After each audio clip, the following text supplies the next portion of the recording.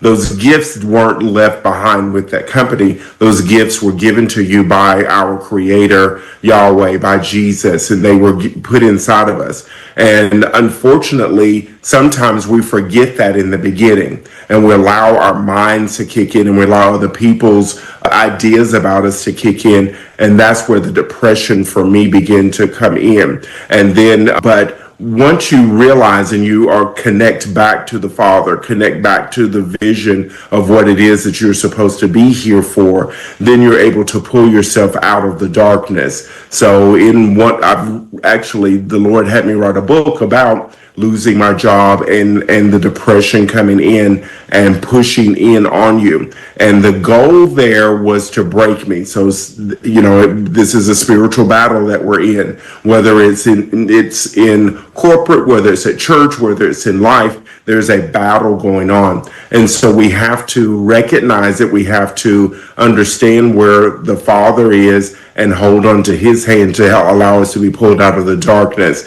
allow us to actually pivot when we need to. So God took those same gifts and skills and said, let's pivot. Let's pivot into real estate. Let's pivot into your speaking engagements. Let's pivot into some of these other things that I want to do. And those skills and gifts that I built while you were in corporate for 30 plus years, we're going to use those. I was honing them. I was smoothing them out so that I can now elevate them and use them. And, here I am today on your podcast. This was not something that I dreamed of. This was something that the Lord had already set a time and a place to happen. So now I'm here to tell those people who have been doged, to those people who may not have been doged, but just had to have life came at them.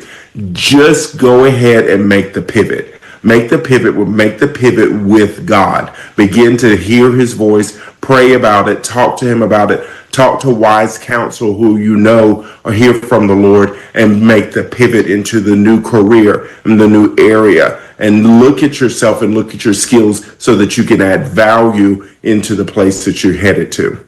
I always have a principle whenever I have to make changes like that, and it's Galatians 6 and 9. Galatians 6 and 9 says, let us not be weary in well doing. We shall be rewarded in due season if we faint not.